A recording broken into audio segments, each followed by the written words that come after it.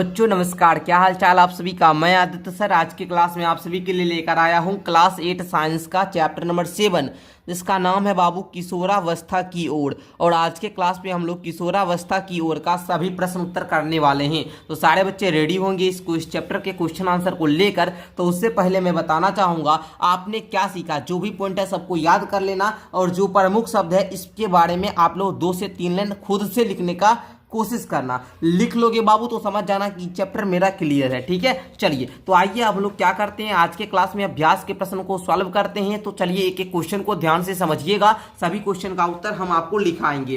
Question बाबू 1 कहता है शरीर में होने वाले परिवर्तनों के लिए उत्तरदायी अंतःस्रावी ग्रंथियों द्वारा स्रावित पदार्थ का क्या नाम होता है। तो बच्चों हार्मोन उसको बोलते हैं। क्या बोलते हैं बच्चों? हार्मोन बोलते हैं। क्या बोलते हैं जी? हार्मोन। तो आप लोग एक बार बढ़िया तरीका से हमको बोलिए। ठीक है, हार्मोन बोलते हैं सर, बोलिए तो तब ना हमको लगेगा कि आप लोग लिख लीजिएगा। चलिए नहीं लिख पाइएगा तो हम लिखा देते हैं। ठीक है, लिखिएगा आप लोग प्यारे बच्चों कि शरीर में होने वाले परिवर्तनों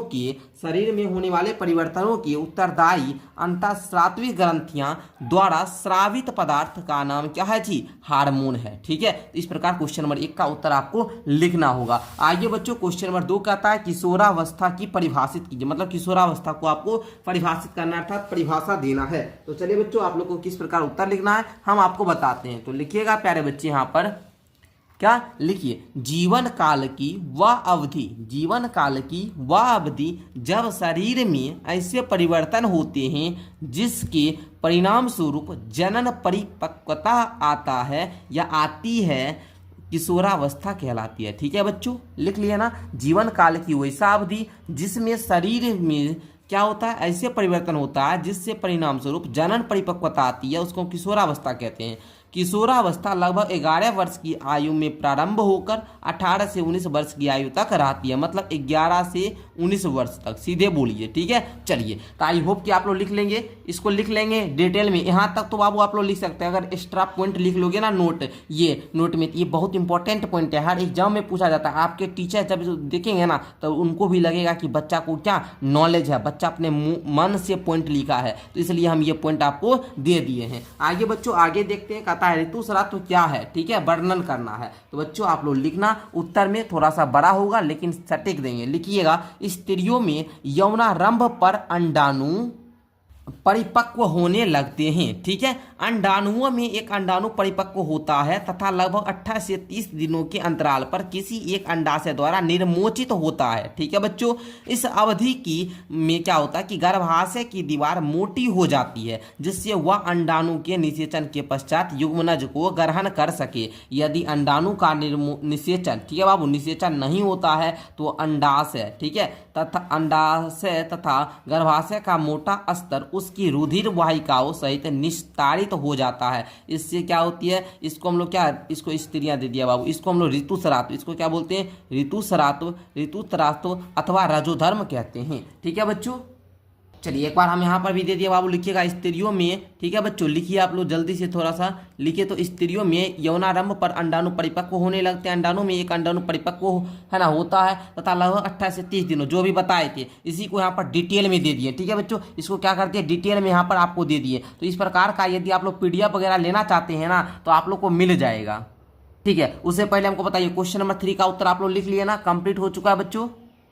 तो आई होप कि आप लोग लिख चुके होंगे। तो उस प्रकार आप लोग अच्छे तरीके से उत्तर लिखना। उसके PDF लेने के लिए क्या करना होगा मैं आपको बताता हूं प्यारे बच्चों। नीचे डिस्क्रिप्शन बॉक्स में माई एप्लीकेशन का लिंक है, अर्थात अपने कोचिंग का जो ऐप है बाबू SBM क्लासेस, ये जो बाबू एप्लीकेशन है आप लोग प्ले स्टोर से भी डाउनलोड कर सकते हैं। एंड वहां पर जाकर आप लोग क्लास 8 का कोर्स ले लीजिएगा। क्लास 8 का टॉपर बैच चलता है जिसमें आप लोग को 499 रुपया में एक साल कंप्लीट पढ़ाया जाता है। सब विषय पढ़ाया जाता है, सब विषय का नोट्स मिलता है, टेस्ट लिया जाता है। तो आप लोग बैच को ज्वाइन कर लीजिए। कुछ भी प्रॉब्लम आ रहा है तो आप लोग हमें इंस्टाग्राम पर मैसेज कर सकते हैं। कैसे मैसेज कीजिएगा, तो लिखिएगा इंस्टाग्राम पे आदित्य देव सर, वहां पर मेरा इंस्टाग्राम ID मिलेगा, उसको फॉलो कर लेना। फॉलो करने के बाद वहां पर मैसेज कर देना। कुछ भी हमसे पूछना हो तो वहां पर हम रिप्लाई भी आपको दे देंगे। ठीक है, चलिए क्वेश्चन नंबर 4 को देखिए बाबू। क्वेश्चन नंबर 4 कहता है यौनारंभ के समय होने वाले शारीरिक परिवर्तनों की सूची बनाइए। तो बच्चों इसका सूची किस प्रकार बनाइएगा, लिखिएगा यौनारंभ के समय होने वाले शारीरिक परिवर्तनों की सूची। लिखिएगा, पहला होता है सर लंबाई में वृद्धि, दूसरा शारीरिक आकृति में परिवर्तन होता है, तीसरा स्तर में परिवर्तन होता है, चौथा ठीक है। बाबू ये स्तन नहीं, ये सुअर है बाबू, ठीक है ना, सुअर में परिवर्तन होता है, ठीक है। चलना, स्वेद एवं तैल ग्रंथियों में क्रियाकलाप में वृद्धि होता है, ठीक है बच्चों। चलना, एक और आप लोग लिख सकते हो कि जनन अंगों का विकास होता है, ये भी आई है, ये तो मेन होता है, किशोरावस्था में परिवर्तन जो होता है ये मेन हो यही है, ठीक है। चलना आगे देखिए प्यारे बच्चों, आगे का क्वेश्चन आप लोग क्वेश्चन नंबर 5 को कहता है 2 कॉलम वाली एक सारणी बनाइए जिसमें अंतःस्रावी ग्रंथियों के नाम हो और उनके द्वारा स्रावित हार्मोन के नाम दर्शाए गए हो। तो आप लोग कॉलम इस प्रकार से बनाइएगा, इधर लिखिएगा अंतःस्रावी, है ना, लिख दीजिएगा, इधर लिखिएगा स्रावित हार्मोन, ठीक है, लिखिएगा अंतःस्रावी ग्रंथि, इधर लिखिएगा स्रावित हार्मोन। पहला लिखिएगा बाबू पीयूष ग्रंथि अथवा जिसको हम लोग पिट्यूटरी ग्रंथि भी कहते हैं, ठीक है ना। चलिए इसमें लिखिएगा स्रावित हार्मोन में अनेक हार्मोन स्रावित करते हैं जिसमें वृद्धि हार्मोन तथा लैंगिक उद्दीपन हार्मोन होते हैं, ठीक है। इसमें और भी लिख सकते हैं, थायराइड हो गया, एड्रिनल हो गया, वृषण हो गया, अंडाशय हो गया,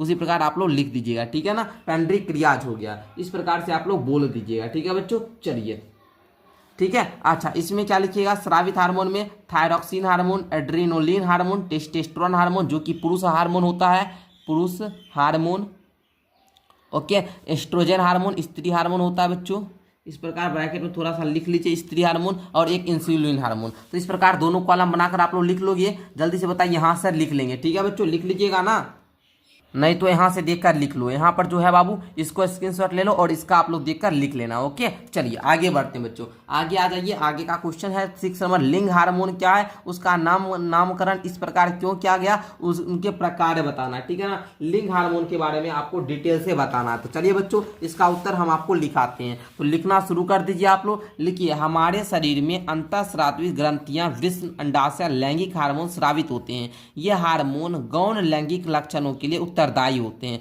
गौण लैंगिक लक्षण का मतलब वैसा लक्षण हुआ बाबू जिससे क्या होता है कि पुरुष और महिला को आप लोग पहचान करना लगे, ठीक है ना। पुरुष को भी पहचान जाइएगा, महिला को भी पहचान जाइएगा। देखिएगा जैसे 12, 13, 15 साल का जो बच्चा होता है उसको दाढ़ी मूंछ आना शुरू हो जाता है, ठीक है ना, तो आप लोग पहचान जाते हैं, ठीक है ना। तो लड़कियों को भी पहचान जाते हैं, उनका बड़ा बड़ा बाल होता है, प्लस में उनकी जो ये एडम्स एप्पल जिसको हम लोग स्वर ग्रंथि बोलते हैं ये नहीं निकलता, बराबर रहता है, लड़का का निकल जाता है, कंठ मणि जिसको बोला जाता है, ठीक है ना। तो इसे पहचान सकते हैं, तो उसी को हम लोग गौण लैंगिक लक्षण बोलते हैं, वैसा लक्षण जिससे लड़कों और लड़कियों की अलग अलग पहचान हो पाए, जो लड़कों एवं लड़कियों को पहचानने में सहायता करते हैं, इसलिए इसे लिंग हार्मोन कहते हैं। लिख लिए इतना, लिंग हार्मोन क्या है समझ गए आप लोग। अच्छा अब आता है बाबू कि उनका प्रकार भी बताइए, लिखिएगा प्रकार देकर कि लिंग हार्मोन रासायनिक पदार्थ हैं, ये अंतःस्रावी ग्रंथि द्वारा अथवा अंतःस्रावी तंत्र द्वारा स्रावित किए जाते हैं। पहला लिखिएगा यौनारंभ के साथ वृषण जो कि पौरुष हार्मोन टेस्टोस्टेरोन है, इसे स्रावित करना प्रारंभ कर देते हैं, या लड़कों में परिवर्तन का कारक होता है। जो लड़का में दाढ़ी मूंछ आता है ना जी, इसी का परिवर्तन का क्या है जी, कारक है, ओके। चलना आगे देखना बच्चों, यौनारंभ के साथ लड़कियों में अंडाशय स्त्री हार्मोन जो एस्ट्रोजन स्रावित करना प्रारंभ कर देते हैं, जिससे स्तन एवं जो दूध ग्रंथि होती है उसका विकसित हो जाता है। स्तन आप लोग देखते होंगे, स्तन का उभार होता है ना जी, तो ये सब आप लोग देखते हैं, ठीक है। चलिए तो ये आप लोग को ये सब तो आप लोग का जो भी क्वेश्चन आंसर था इसको तो मैंने कंप्लीट करा दिया, मतलब क्वेश्चन नंबर 6 तक आपका अच्छे तरीके से कवर हो चुका है। आगे बढ़िएगा बाबू, क्वेश्चन नंबर 7 अब विकल्प वाला है, तो अब हम लोग इसको देख लेते हैं जी, ठीक है ना। मेन जो आपका था ये क्वेश्चन आंसर इसको कराएं। अब विकल्प वाला बहुत इंपॉर्टेंट है, जो कि एग्जाम में पूछा जाता है, बहुत सारा बच्चा भाग जाएगा, नहीं बाबू इसका मेन क्वेश्चन आंसर करना बहुत ज्यादा जरूरी है। आइए हम लोग इसको करना शुरू करते हैं। तथा सही विकल्प को चुनिए, आप लोग सही विकल्प को चुनना होगा। किशोर को सचेत रहना चाहिए कि वह क्या खा रहे हैं, क्योंकि क्या बाबू क्योंकि उचित भोजन से उनके मस्तिष्क का विकास होता है। नहीं जी नहीं, बिल्कुल नहीं होगा। शरीर में तीव्र गति से होने वाले वृद्धि के लिए उचित आहार की आवश्यकता होती है, यही बात आपका क्या हो जाएगा जी, कोरेक्ट हो जाएगा। बी फॉर बिहारी बाबू, ठीक है। चलना आगे देखना, स्त्रियों में जनन आयु काल का प्रारंभ उस समय होता है जब उनके क्या होते हैं, ऋतुस्राव प्रारंभ हो जाते हैं, जिसको हम लोग मेंस्ट्रुएशन साइकिल बोलते हैं, ठीक है ना।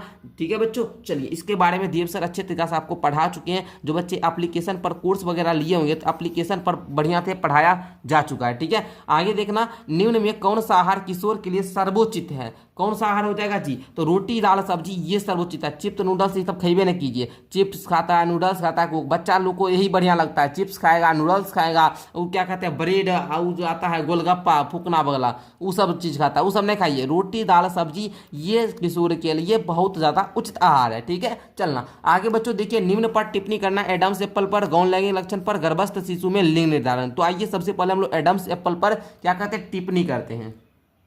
तो बच्चों लिखना शुरू कीजिए। लिखिए तो किशोरावस्था में लड़कों को स्वर विकसित है, स्वर यंत्र विकसित होकर अपेक्षाकृत बड़ा हो जाता है। क्या होता है बच्चा? बड़ा हो जाता है। लड़कों में बढ़ा हुआ स्वर यंत्र गले के सामने की ओर सुस्पष्ट उभरे भाग के रूप में दिखाई देता है, जिसे हम लोग एडम्स एप्पल अर्थात कंठमणि कहते हैं। ये देख लीजिए आप लोग को इस प्रकार से है ना, गला के सामने निकल जाता है, इसी को हम लोग क्या बोलते हैं? एडम्स एप्पल बोलते हैं। तो आई होप कि आप लोग को क्लियर हो चुका होगा प्यारे बच्चों, या फिर आपके बुक में भी दिया गया। हम तो आपके बुक से ही बनाए बाबू। आइए हम आपको दिखा ही देते हैं। ठीक है, आइए हम आपको क्या करते हैं बच्चों, दिखा देते हैं। देख लीजिए यहाँ पर हम आप लोग को हाईलाइट कर दिए, इसी को हम लोग एडम्स एप्पल बोलते हैं। ठीक है बच्चों, चलना यहाँ से लिखना, जो हाईलाइट किया इसको लिखना चाहो तो लिख सकते हो। लिखोगे यौनारंभ। क्या लिखोगे बच्चों? यौनारंभ में स्वर यंत्र अथवा लैरिंक्स में वृद्धि का प्रारंभ होता है। लड़कों का स्वर यंत्र विकसित होकर अपेक्षाकृत बड़ा हो जाता है। लड़कों में बढ़ता हुआ स्वर यंत्र गले के सामने क्या करता है बच्चों की ओर सुस्पष्ट उभरे भाग के रूप में दिखाई देता है, जैसे एडम्स एप्पल कंठमणि कहते हैं। बस हो गया, इतना ही आपको लिखना होगा।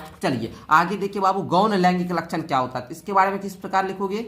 तो चलना लिखना, वैसे लक्षण जो एक लड़की को लड़का से पहचानने में सहायता करते हैं उसे गौण लैंगिक लक्षण कहते हैं। लड़का को कैसे अलग करता है? तो लड़कों के चेहरे पर बाल उगने लगते हैं। चेहरा मतलब दाढ़ी मूछ नहीं होता जी, दाढ़ी मूछ आना, तो वही दाढ़ी मूछ आना, इसी को बोलते हैं बाल उगने लगते हैं। लड़कों के सीने एवं बगल के एवं जांघ के ऊपरी भाग पर क्या होता है? बाल आने लगता है। ठीक है ना बच्चों, आप लोग देखिएगा क्या कहते हैं, सीना पर, छाती पर, जिसको छाती बोलते हैं, वहां पर थोड़ा थोड़ा बाल आना शुरू हो जाता है। आवाज गहरी हो जाती है। ठीक है ना, आवाज में भी परिवर्तन हो जाता है लड़कों में। ठीक है बच्चों, अच्छा और भी आप लोग बहुत सारा लिख सकते हो, जो भी आपका है ना पॉइंट आपको लगे कि सर लिख सकते हैं उसको आप लोग लिख सकते हैं। ठीक है, लड़की में क्या होता है जी? स्तन का विकास एवं वृद्धि होता है। लड़कियों में भी जांघ के ऊपरी भाग पर बाल आ जाते हैं और ऋतु चक्र का क्या होता है? इसका शुरुआत हो जाता है। इस प्रकार आप लोग लिखिएगा। और भी लिख सकते हैं कि कमर की चौड़ी, कमर चौड़ापन हो जाता है। ठीक है ना, जिसको आप लोग कुल्हे बोलते हैं। ठीक है ना, तो इस प्रकार आप लोग बोलिएगा। गौण लैंगिक लक्षण के इस जो परिवर्तन आता है इस पर टिप्पणी कर दीजिएगा। ठीक है बच्चों, चलिए आई होप कि आप लोग समझ चुके होंगे। आगे है गर्भस्थ शिशु में लिंग निर्धारण। बाबू ये इंपॉर्टेंट टॉपिक है, इसको डिटेल से समझना बाबू। लिखना पहले, सभी मनुष्यों की कोशिकाओं के केंद्रक में 23 जोड़े गुणसूत्र होता है। ठीक है ना, इसमें से 2 गुणसूत्र अर्थात एक जोड़ा, ठीक है 22 जोड़ा क्या होता है बच्चा? 22 जोड़ा जो होता है बच्चों ये समान होता है। ये क्या होता है बच्चों? समान होता है। लेकिन एक जोड़ा लिंग निर्धारण करता है, एक जोड़ा जो होता है अलग होता है। ये इसको हम लोग लिंग निर्धारण बोलते हैं, अर्थात लिंग गुणसूत्र बोलते हैं।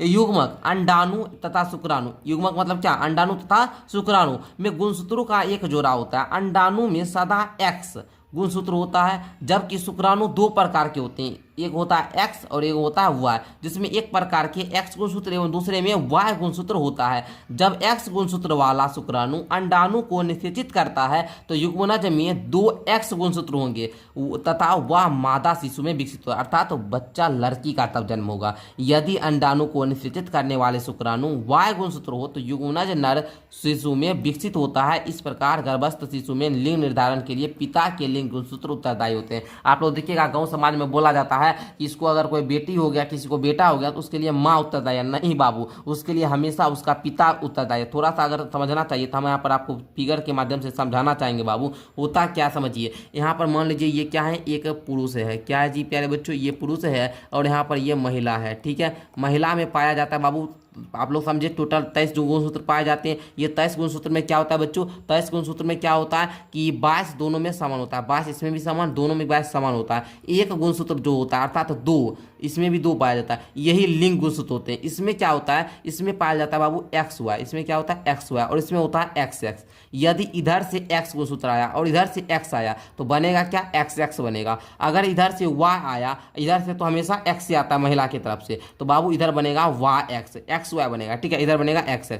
जब दोनों समान XX बनेगा तो उसको हम लोग क्या बोलते हैं? तब जन्म किसका होगा? लड़की का होगा। तब जन्म किसकी होगी बच्चों? लड़की की होगी। तब जन्म लड़की का होता है। जब प्यारे बच्चों XY गुणसूत्र बनेगा, XY गुणसूत्र, ठीक है ना, तब जन्म किसका होगा? लड़का का होगा। किसका होगा प्यारे बच्चों? लड़का का होगा। समझ चुके हैं आप लोग? क्लियर समझे जी? क्लियर समझ गए ना? तो इस प्रकार मैंने टिप्पणी करने वाला जो भी था उसको तो मैंने बता दिया। आगे बच्चों अब आपका शब्द पहेली है शब्द बनाने के लिए, तो इसको अब हम लोग कंप्लीट करने की कोशिश करते हैं प्यारे बच्चों। तो आता है अब आप लोग को क्या करना है, ये पहेली को पूरा करना है। तो पहेली पूरा करने तो सारे बच्चों को आता ही होगा, पहेली पूरा करने आता है ना जी। आइए पहेली हम लोग क्या करते हैं प्यारे बच्चों, पूरा करते हैं। कहता है बाएं से दाएं की ओर, आपको बाएं से दाएं की ओर लिखना होगा। कहता है 1 नंबर वाला आइए, पहले फर्स्ट सारे बच्चे 1 नंबर वाला आइए। कहता है अंतःस्रावी ग्रंथियों का दूसरा नाम क्या है, बताइए। अंतःस्रावी ग्रंथियां का दूसरा नाम क्या हो जाएगा। तो बच्चों आप लोग जानते होंगे कि अंतःस्रावी ग्रंथियां का जो दूसरा नाम होगा सर, उसको लोग क्या बोलते हैं, नलिका विहीन बोलते हैं। क्या बोलते हैं बच्चों, नलिका विहीन, नलिका विहीन। चलिए यहाँ पर भर देते हैं नलिका विहीन हो गया। चलना आगे देखो बच्चों, 2 नंबर वाला का है स्वर पैदा करने वाला अंग क्या होता है जी, क्या होता है बताइए जल्दी से। स्वर यंत्र होता है या लैरिंक्स बोलते हैं, स्वर यंत्र। तो बच्चों कहाँ है 2 नंबर वाला, यहाँ पर देखना स्वर यंत्र बोलिए, स्वर यंत्र। तो यहाँ पर वो रॉय दे दीजिए, स्व हुआ ना जी, यहाँ पर वो दे देते हैं, यहाँ पर रो दे दीजिए यंत्र। ओके यहाँ पर बाबू लिख लेना ऐसे, यहाँ पर लिख लेना रो, यहाँ पर यंत्र। ठीक है चलना आगे बढ़ो प्यारे बच्चों। आगे देखना आप लोगों को कहता है स्त्री हार्मोन। स्त्री हार्मोन सारे बच्चे जानते हैं ना जी। स्त्री हार्मोन क्या है जल्दी से बताइए हमको, सारे बच्चे हमको बताएंगे स्त्री हार्मोन क्या है जी। एस्ट्रोजन। तो आप लिखिए, तो एस्ट्रोजन कहाँ पर है 3 नंबर, एस्ट्रोजन। चलिए क्लियर। चलना आगे देखो, एड्रेनल ग्रंथि से स्रावित हार्मोन को हम लोग एड्रेनलिन बोलते हैं, एड्रेनलिन। ओके चलो इसको भर लो, कहाँ पर है बाबू 3 नंबर वाला, एड्रेनलिन। क्लियर। चलिए एड्रेनलिन आगे देखना बच्चों, मेढक में लार्वा से वयस्क कायांतरण उसको बोलते हैं कायंत्रण, कायंत्रण क्या बोलते हैं बच्चों, कायंत्रण। क्लियर। अंतःस्रावी ग्रंथियों से स्रावित पदार्थ को क्या बोलते हैं, हार्मोन। क्या बोलते हैं बच्चों, हार्मोन। तो हार्मोन कहाँ है जी, हार्मोन कहाँ है, हार्मोन। आगे किशोरावस्था को कहा जाता है टीनेजर्स। क्या बोला जाता है बच्चों, टीनेजर्स बोलिए ना, चलना टीनेजर्स। क्लियर। चलो हो गया। तो इस प्रकार प्यारे बच्चों आज की क्लास में हम, अच्छा एक और क्वेश्चन है 10 नंबर। आइए 10 नंबर क्वेश्चन देखिए, नीचे दिए गए सारणी में आयु वृद्धि के अनुपात में लड़कों एवं लड़कों की अनुमोदित लंबाई के आंकड़े दर्शाए गए हैं। लड़के एवं लड़के दोनों की लंबाई एवं आयु को प्रदर्शित करने हुए एक ही ग्राफ कागज पर खींचिए और इस ग्राफ से आप क्या निष्कर्ष निकालते हैं प्यारे बच्चों। तो आइए हम लोग क्या करेंगे, खींचने का प्रयास करेंगे। तो आपको आयु पहले दिया हुआ है ना 0, आयु वर्ष में 0, लंबाई जो लड़का का होता है वो 53 होता है, लड़की का 53 होता है। 4 वर्ष का आयु में 96 सेंटीमीटर होता है लड़का है ना, लड़का का, लड़की का 92 होता है ना जी। तो इसमें आपको दिया गया है, तो आपको क्या करना है, तो इस प्रकार बोलिएगा समान आयु में लड़के तथा लड़कियां की लंबाइयां समान होती है। ठीक है, समान आयु में लड़के और लड़कियां की समान होती है। अब बात बोलता है ग्राफ भी खींचने के लिए, तो ग्राफ तो सारे बच्चों को खींचने आता ही होगा, नहीं तो हम आपको यहाँ पर बता देते हैं है ना। ऐसा ही आपका ग्राफ है बाबू, एक बार दिखा देते हैं आपको। ठीक है, इस प्रकार से खींचना। चलो पहले तो ये कॉलम था आपका, ये कॉलम बना लेना, उसके बाद ग्राफ किस प्रकार खींचोगे देख लो। चलो थोड़ा सा छोटा कर देते हैं, चलो इस प्रकार से खींच लेंगे। ग्राफ पेपर आता है बाबू, ग्राफ पेपर में आपको खींचना होगा। ठीक है, इस प्रकार से आप लोग खींच लेना। क्लियर। चलो हो गया ना जी, खींच लोगे, चलना खींच लेना आप लोग। ठीक है, चलिए अब बोल दीजिएगा कि ग्राफ से यह स्पष्ट है कि जन्म के समय दोनों की लंबाई समान होती है। 4-8 वर्ष के अंतराल में लड़कियों की अपेक्षा लड़कों की लंबाई अधिक तेजी से बढ़ती है। 8-12 वर्ष के अंतराल लड़कियों की लंबाई लड़कों से ज़्यादा होती है। 16 वर्ष तक पहुँचते पहुँचते दोनों की लंबाई की बराबर लंबाई समान हो जाती है, परंतु 16-20 वर्ष की आयु में लड़कों की लंबाई लड़कियों की लंबाई से अधिक हो जाती है। ठीक है, ये निष्कर्ष आप लोग लिख लेना। क्लियर ना। चलिए तो आई होप कि प्यारे बच्चों आप लोग समझ चुके होंगे। इस प्रकार का हमको लगता है कि आपका ये चैप्टर पूरा क्वेश्चन आंसर क्लियर हो गया ना। चलना तो ये पूरा चैप्टर का क्वेश्चन आंसर क्लियर हो गया, जो आपका चैप्टर नंबर 7 था। तो इस प्रकार मैंने चैप्टर नंबर 7 जो आपका है बाबू किशोरावस्था की ओर, इसको भी पूरा कंप्लीट पढ़ा दिया। ठीक है, मिलते हैं अगली क्लास के साथ। इस चैप्टर को पढ़ने के लिए एप्लीकेशन को डाउनलोड कीजिए, ऐप पर जाकर आप लोग अच्छे तरीके से पढ़ाई कर सकते हो। मिलते हैं अगले क्लास के साथ, तब तक के लिए बहुत बहुत धन्यवाद।